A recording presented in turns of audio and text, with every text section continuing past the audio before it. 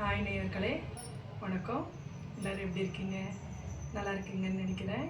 இன்றைக்கி என் ஸ்டைலில் ஒரு பிசிபெலாபாத் பண்ணி பார்க்கலாம். ட்ரை பண்ணி பாருங்கள். இங்கே கர்நாடகாவில் பிசிபெலாபாத்னா ஃபேமஸ், உங்களுக்கே தெரியும். அதனால் இங்கே நான் எப்படி பண்ணுறேன்றது உங்கள் கூட நான் ஷேர் பண்ணிக்கிறேன். இன்றைக்கி நம்ம பிசிபெலாபாத் பார்க்க போகிறோம் இல்லைங்களா? அதுக்கு அரிசி பாருங்கள். நான் இந்த கிளாஸில் அரிசி, ஒரு கிளாஸ் அரிசி எடுத்துருக்குறேன். ஒரு கிளாஸ் அரிசிக்கு ஒரு 1/2 கப்பு துவரம்பருப்பு போடணும்.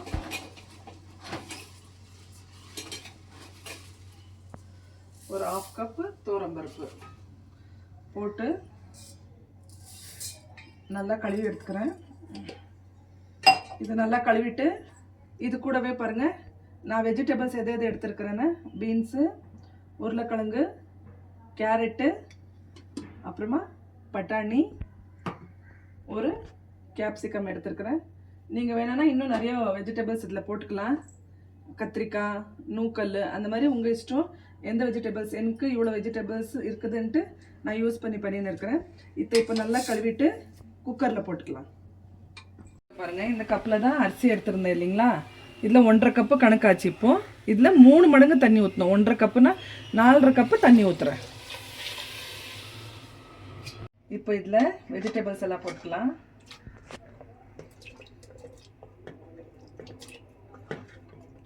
உங்களுக்கு எவ்வளோ வெஜிடபிள்ஸ் வேணுமோ அவ்வளோ இது பண்ணிக்கோங்க.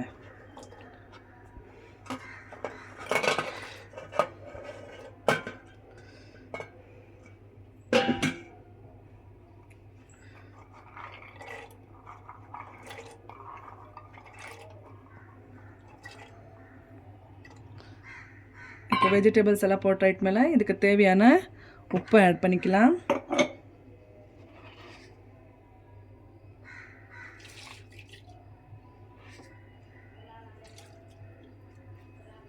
இதுக்கு பொங்கி வராதுக்கு கொஞ்சம் ஆயில் ஊற்றிக்கலாம். ஒரு 2-3 ஸ்பூன் ஊற்றிக்கோங்க போதும். ஆயில் ஊற்றின்னு அப்புறமா கொஞ்சம் மஞ்சள் ஆட் பண்ணிக்கலாம்.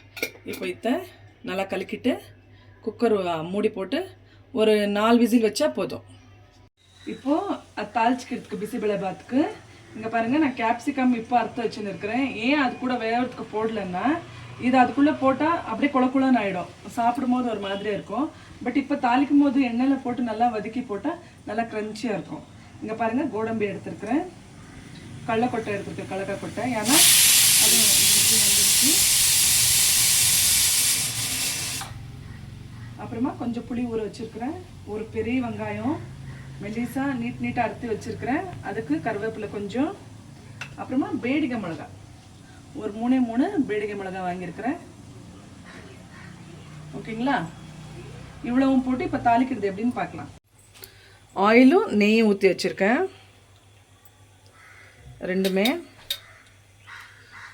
நல்லா காஞ்ச உடனே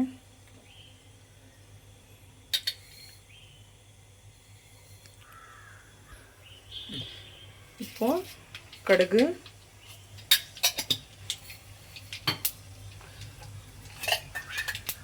சீரகம்,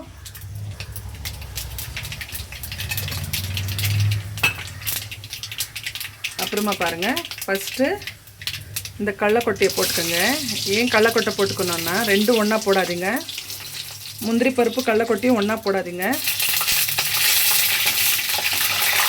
கடலக்கொட்டையும் இதுவும் ஒன்றா போட்டுக்காதீங்க. ஏன்னா கடலக்கொட்டை கொஞ்சம் நேரம் ஆகும் வதங்கிறதுக்கு. முந்திரி பருப்பு சீக்கிரம் இதாகிடும். இங்கே பாருங்கள், இது பாதி இதான உடனே கொஞ்சம் இதில் வச்சு ஸ்லிம்மில் வச்சுன்னு இந்த முந்திரி பருப்பை போட்டுடுங்க. போட்டு ஸ்லிம்லேயே இருக்கட்டும், இல்லைன்னா தீஞ்சிரும்.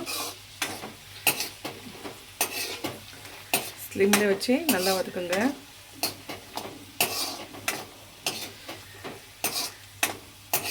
கலர் மாற தெரியும் பாருங்கள். இந்த பாருங்கள், ஸ்லிம்மில் தான் இருக்கணும்.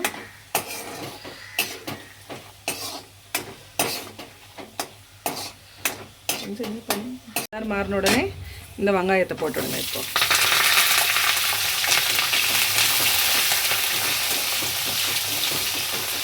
வெங்காயத்தை போட்டுட்டு இப்போ நீங்கள் ஸ்லிம்மை ப்ராப்பராக வச்சுக்கோங்க, வச்சுன்னு வதக்கலாம். இப்போ தீயாது. இது வெங்காயம் நல்லா வதங்கிடுச்சு. இந்த டைமில் இந்த பேடிகை மிளகா போட்டுக்கோங்க.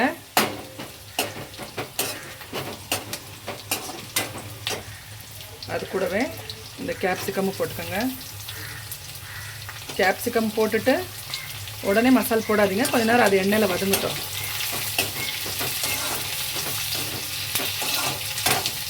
ஃபுல்லாக வேகணுன்ட்டு இல்லை, ஒரு 2 நிமிஷம் எண்ணெயிலே நல்லா வதங்கட்டும். இதாயிட்டு மேலே இதுக்கு தேவையான மசாலா எல்லாம் போடலாம் நம்ம. இப்போ ஆல்ரெடி நம்ம அரிசிக்கும் பருப்புக்கு காய்கறிக்கெல்லாம் உப்பு போட்டிருக்குறோம். இது வெறும் இந்த மசாலா கொஞ்சம் உப்பு இருக்கட்டும், இல்லைன்னா டேஸ்ட்டாக இருக்காதுன்னு கொஞ்சம் சும்மா கொஞ்சம் போடுறேன். இப்போது இதுக்கு கொஞ்சம் மஞ்சள் போட்டுக்கலாம்.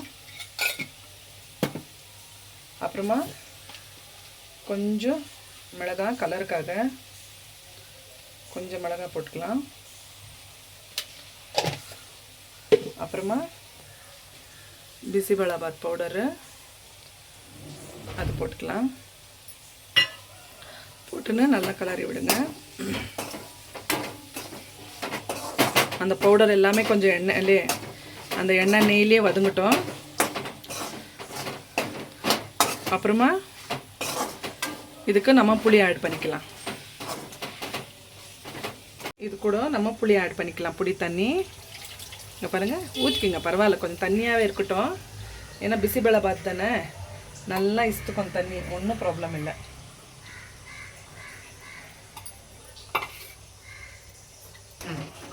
நல்லா கிளறி விட்டுக்குங்க. பாருங்கள் இப்படி இந்த மசால் ரெடி ஆகணும். இவ்வளோ இருந்தால் தான் டேஸ்ட்டாக இருக்கும் நல்லா. இப்போது இதை நம்ம பருப்பு, அரிசி, வெஜிடபிள்ஸ் எல்லாம் வேக வச்சுருக்கோம் இல்லைங்களா, அது கூட நல்லா ஆட் பண்ணி அப்புறமா உங்களுக்கு சர்விங்கில் காட்டுறேன் நான். ஓகேங்களா? இப்போ பாருங்கள் இப்படி இருக்கணும். இந்த பதத்தில் இருந்தால் தான் பிசிபெலாபாத் நல்லாயிருக்கும். நல்லா வந்திருக்கு. ருசியான பிசிபெலாபாத் ரெடி ஆயிடுச்சு. வாங்க எல்லோரும் சாப்பிட்லாம்.